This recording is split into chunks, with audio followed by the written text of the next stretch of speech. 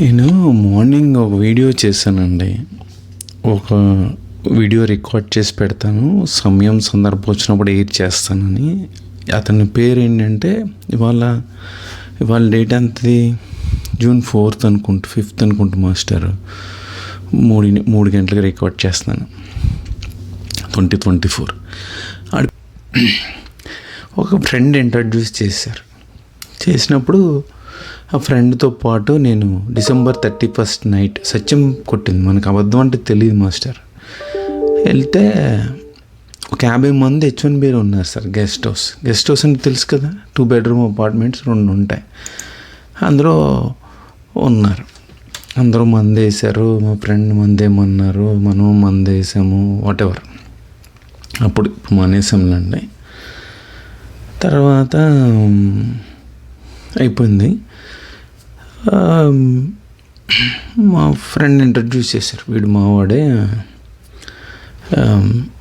ఎప్పుడైనా అవసరం అయితే కాంటాక్ట్ చేస్తాడు, H1 ట్రాన్స్ఫర్ కానీ ఏదైనా అని. మనకు అవసరం పడలే.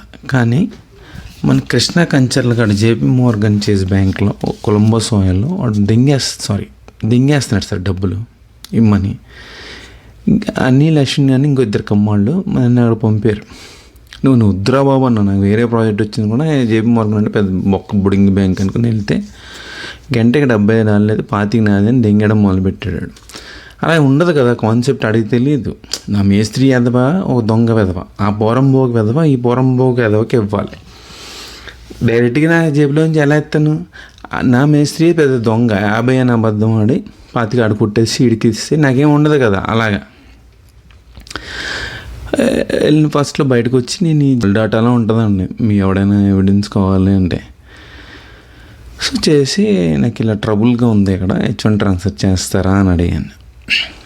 అంటే వాడు అన్నాడు, నువ్వు అప్పుడు కలిసినప్పుడు చెప్పావు కదా, నీ 2008లో నీకు సాలరీలు ఇవ్వలేదనే మీ ఫస్ట్ మేస్త్రిగాడు ముందు ఆ డబ్బులు పట్టుకొచ్చుకో, కొన్నాళ్ళు బెంచ్ మీద ఆ బెంచ్ డబ్బులు పట్టుకొచ్చుకో, I-140 కాపీ లేదని అడగదు, అవి 2 తెచ్చుకో ఏంటో అని గేరగా మాట్లాడు. ఫోన్ పెట్టి పారదింగాడు.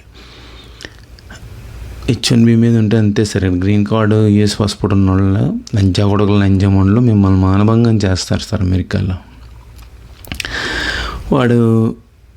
వాడు గెస్ట్ హౌస్లో కూడా మరి ఎంతమంది ఉన్నారు కదా. నేను గెస్ట్ హౌస్లో ఉన్నానా, అప్పుడు డబ్బులు పట్టుకొచ్చుకో అని అంటున్నాడు. నేను H1 ట్రాన్స్ఫర్ చేయరా అంటే, మరి వీడి గెస్ట్ హౌస్లో కూడా జనాలు ఉన్నారు కదా 50 మంది నేను వెళ్ళినప్పుడు. నువ్వు చేసేదే ఒకటే విచారణ, నేను చేసేది సంసారం అంటే అలాగా అయిపోయింది.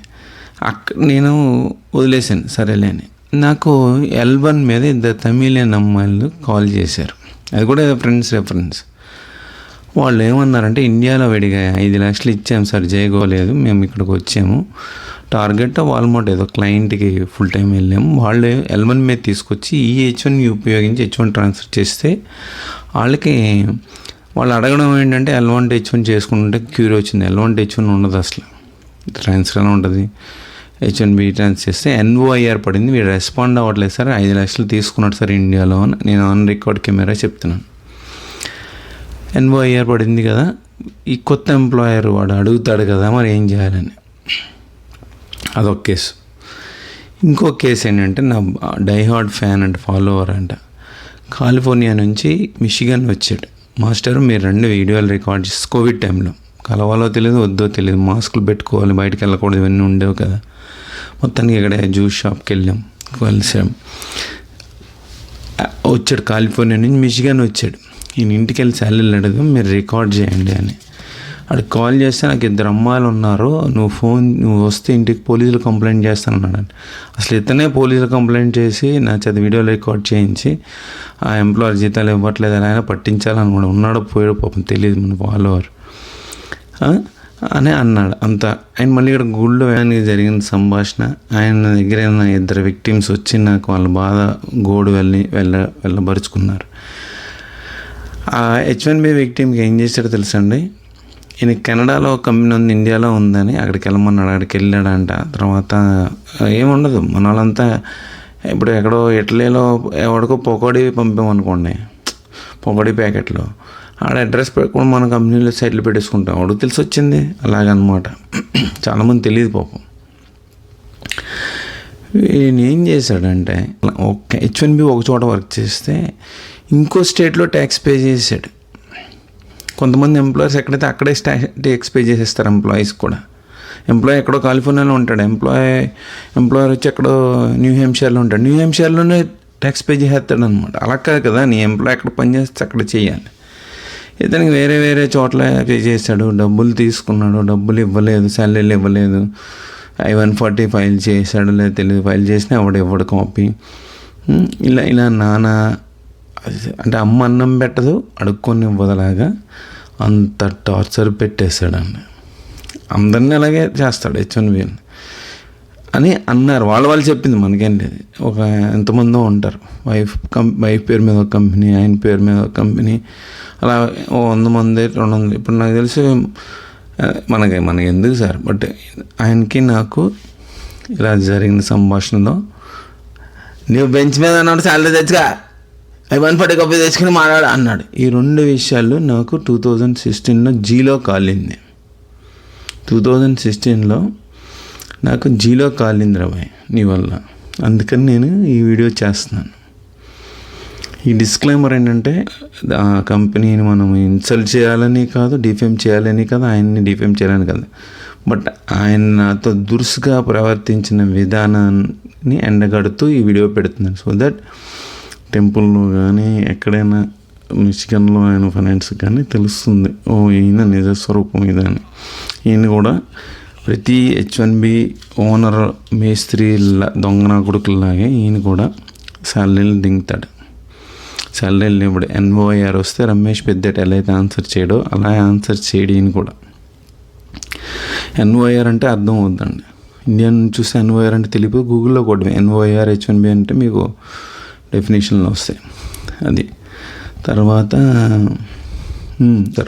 నేను తప్ప, కుమార్ తప్ప, H1B తప్ప, అసలు ఇలాంటి వాళ్ళకి కంపెనీలు రిజిస్టర్ చేసుకుని గ్రీన్ కార్డులు ఇవ్వడం ఇచ్చిన ESIC తప్ప, లేకపోతే ఆ కంపెనీలు చేస్తున్న ఫ్రాడ్ చేస్తున్న పట్టించుకొని ESIC డిపార్ట్మెంట్ ఆఫ్ లేబర్ తప్ప, పోలీస్ కంప్లైంట్ ఇద్దాం, వీడియోలు చేద్దాం, అది రిపోర్ట్ చేద్దామని అన్న ఆయన విక్టిమ్స్ తప్ప ఈ తెలీదా మరి ఇంత ఘోరాలు నేరాలు చేస్తున్నాడని. myvisajobs.com రివ్యూస్ అని గూగుల్లో టైప్ చేసి ఆ బాడీ షాప్ పేరు కొడితే విక్టిమ్స్ ఏడుస్తూ రాస్తారు. ఎవ్వడు నాలా ఫేస్ చూపాడు, వాళ్ళ ఓన్ పేర్లు రాయరు. ఎందుకంటే ఈ మేస్త్రి నా కొడుకులు మానభంగం చేసేస్తారు, రేప్ చేస్తారు, మర్డర్లు చేస్తారు, ఏదైనా చేస్తారు. అమెరికాలో గ్రీన్ కార్డు US పాస్పోర్ట్ ఉన్నాడు, అవి లేని వాడిని ఏదైనా చేస్తారు మాస్టర్. మరి దేవుడు ఉన్నాడా? ఉంటే ఇలాంటి వాళ్ళని కూడా పెట్టించుకున్నాడు దేవుడు, ప్రెసిడెంట్స్ వాటెవర్. ఇది సార్ అమెరికాలో మనల్ని చేసేది. తెలుగు ఇండియాలో పిచ్చిన కొడుకులు అమెరికా వెళ్ళారు, మా వాళ్ళు జాబులు క్రియేట్ చేస్తున్నారు, జాబులు ప్రొవైడ్ చేస్తున్నారు, బిజినెస్ చేస్తున్నారు. ఏముండదండి, ఆ రెజ్యూమ్ ఈ రెజ్యూమ్ ఇచ్చే గంటకి $60 దింగడమే మనల్ని చేసేది. ఇది అమెరికాలో ఎవడైనా కూలోడు మేస్త్రివాడు. మీ వాడు మీ పిల్లలు కూలోడు అనుకోండి, ఎవడో శంఖన అవుతాడు.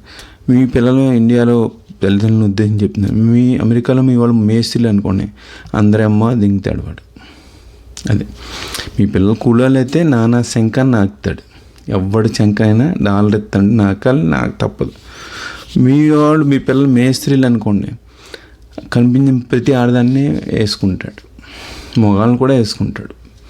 సో మీరు తలదించుకుని సిగ్గుతో ఉండాలి. ఎందుకు? మీ పిల్లలు అమెరికాలో ఉన్నందుకు మీరు తలదించుకుని సిగ్గుతో బాధపడాలి. మా వాళ్ళు అమెరికాలో ఉన్నారని కాళ్ళు ఎగరేసుకోవడం కాదు, తల కొట్టేసినట్టు తలదించుకుని ఆడవాలి మీరు. ఎందుకంటే మీ పిల్లలు ఐదర్ కూలోడైనా ఆర్ మేస్త్రి అయినా చేసేది ఇది. కూలోడైతే ఎవడు క్రైమ్ చేస్తే క్రైమ్ రిపోర్ట్ చేయకపోవడం కూడా క్రైమే. నాలా పోనీ వాళ్ళు ఫేస్ చూపించి వీడియోలు పెడతారా? ఎంతమంది అబ్బాయిలు అమ్మాయిలు ఎన్ని వీడియోలు పెడుతున్నారు, అంతా ఫేక్ వీడియోలు సార్. అవి వ్యూస్ కోసం డబ్బుల కోసమే చేస్తాం. ఒక్కటి ఫేస్ చూపించి ఆడ ఎంప్లాయీ పేరు చెప్పి ఈడు నా ఎంప్లాయర్ జీతాలు ఇస్తున్నాడా ఇవ్వట్లేదు చెప్పమనండి, అది చేస్తున్నారు సార్ మన వాళ్ళు. తలదించుకుని ఆడవాళ్ళు. మా పిల్లలు అమెరికాలో ఉన్నారే, మమ్మల్ని వదిలేసిపోయారని చెప్పుకోవాలి. ధన్యవాదాలు మాస్టర్. మళ్ళీ కలుద్దాం ఇంకోటి.